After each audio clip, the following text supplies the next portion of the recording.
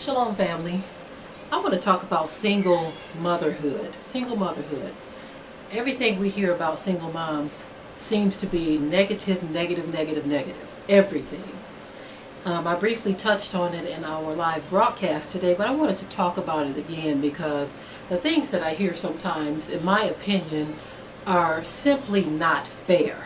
Okay, you can pick any group or any demographic and just focus on the part that you want to focus on. For instance, most people, when they think of black people or so-called black people, they think of criminals and all of this other stuff because that is the image that has been painted for all black people, right?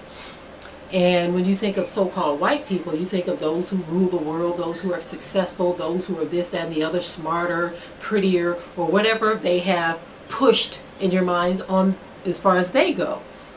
When you think of Asian people, you think of those who are extremely smart, into technology, into eating bowls of rice and Chinese food and all this stuff. Even though all Asians are not Chinese, you think about Chinese food, you see.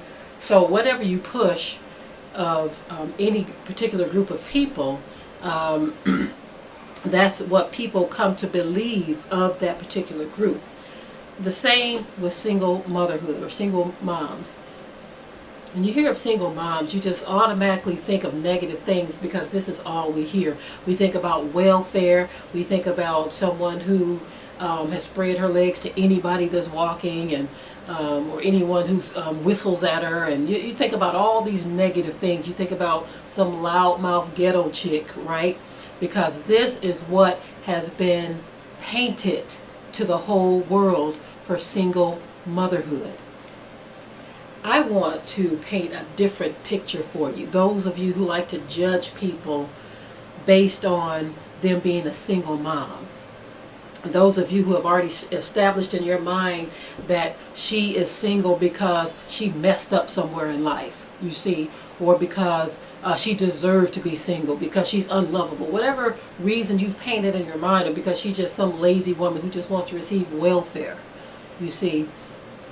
When I think about how unfair people are, and especially some of our black brothers, they feed right into the stereotypes that the white man has fed them. And they're always talking about how black women are in bed or in cahoots with the white man, when really they are more in cahoots with the white man than anybody. Because you feed into these stereotypes that they have fed into your mind about single mothers. Now, the fact that she is a mother shows that she has some type of sexual encounter with a man at some point in her life. For the most case, okay?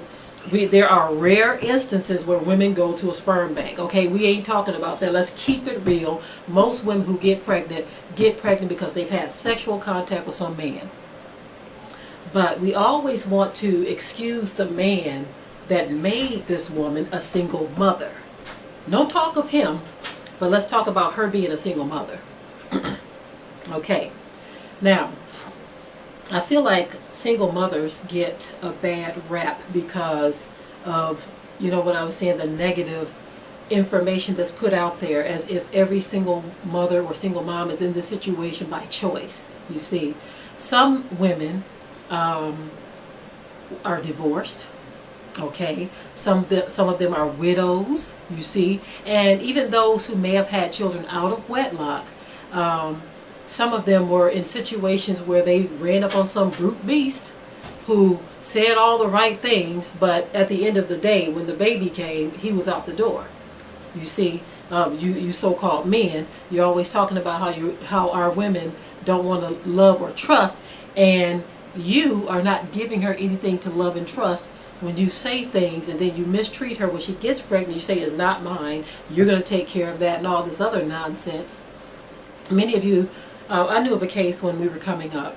There was a young woman, she was about 16 years old. She was very, very quiet, shy type, and this young man spoke all of these sweet nothings into her ear. And this young woman, she bought it, okay? She bought it. She believed him, you see, and when she ended up giving herself to him, she became pregnant, and his first course of action was to say, that is not mine, that is someone else's. You see, the game that a lot of men play, right? Now, another thing about single motherhood, it's automatically assumed that because someone is married, that they are somehow deserving of everything. Being married doesn't automatically mean that you're deserving of anything. There are a lot of women that are married that don't deserve anything. Got good husbands, don't treat them like anything, treat them like trash. And there are some single women out there that would be better wives than some women that are married. You see, don't be under the illusion that being married means that you're automatically somehow deserving of what you have.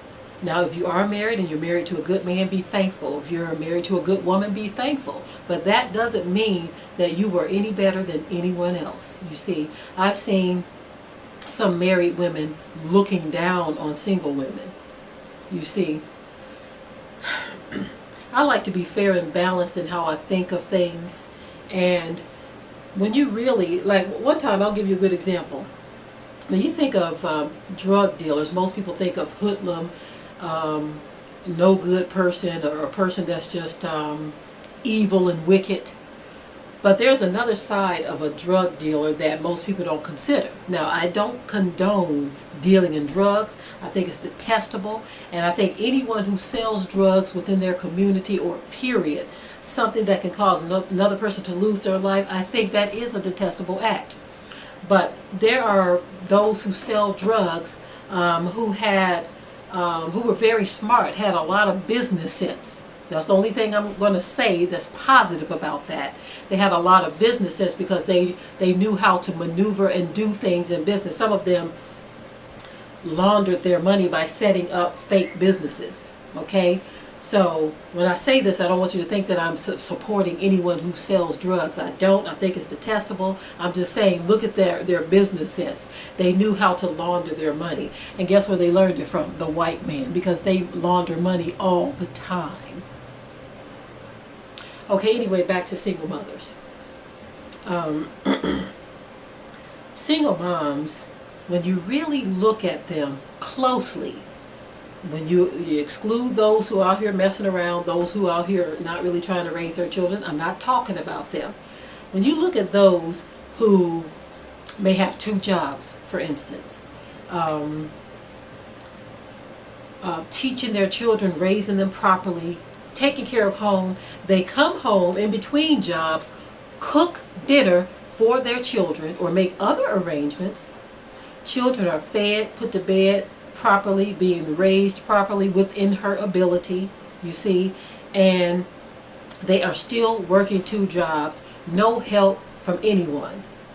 What can you say about that kind of woman? That is a strong woman. Yes, she may cry sometimes, but she is a strong woman. And I just don't believe that single women who fit that narrative of what I just said get enough credit. Okay? And I already know some of you are not going to like what I'm saying, because already in your mind you have this hatred for single women as if they deserve to be in the situation they're in.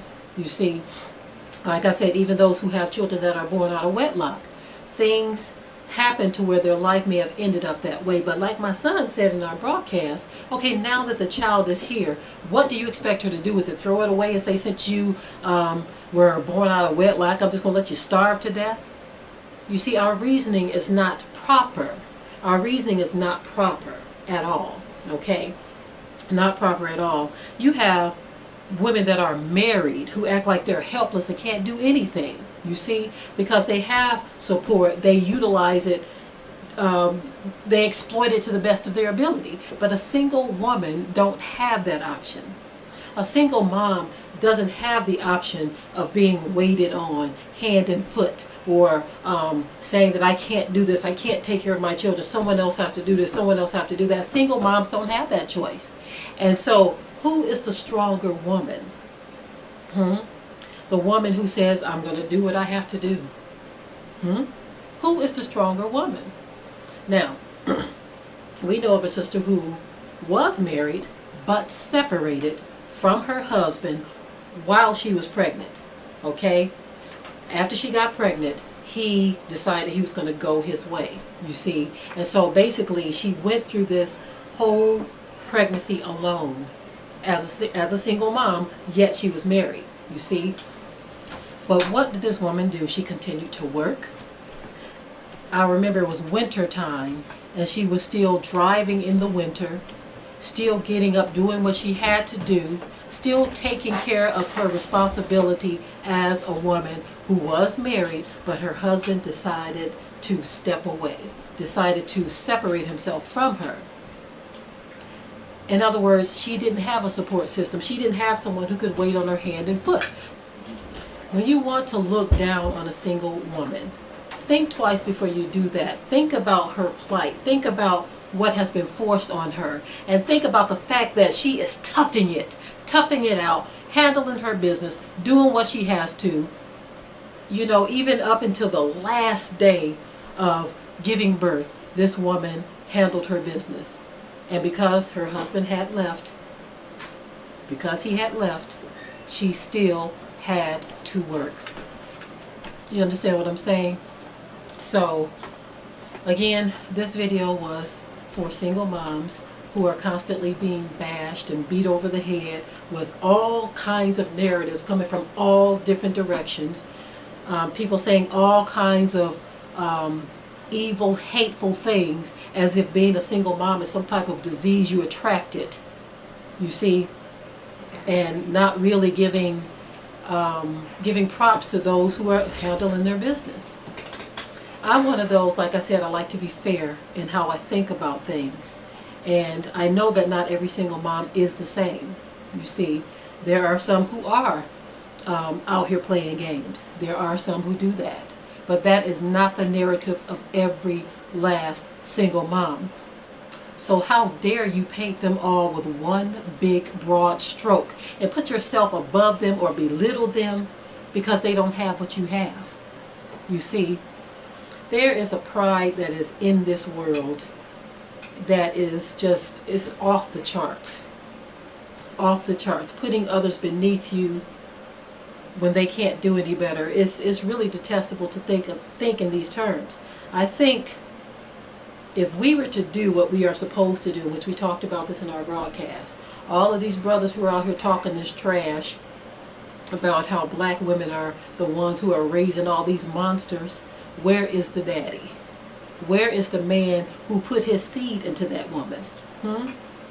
Where is the charge that you're going to lay on him? All of you brothers who are out here talking this trash, why don't you come together and help raise money to support these women? You're talking about how they go to the white man, to the government to get welfare benefits from the government. But what about we as a people take care of our own? Do we have enough wisdom to make that happen? While we're so busy talking about her going out here, going over here, signing up for this program, getting food stamps, getting government subsidies, and living in Section 8 housing, in which some of you men like to move in on her benefits. And instead of you talking about her getting benefits and depending on the government, why don't you man up and come up with a program to help our sisters? I think that's what the Most High would want you to do, instead of running your mouth about them. Okay, I think I've said enough about this particular subject. And hopefully we all can start to look at things differently than how we do, instead of belittling one another and hating one another, looking down on one another. Why don't we support one another and lift each other up out of this madness that we're in? And with that, I will say shalom.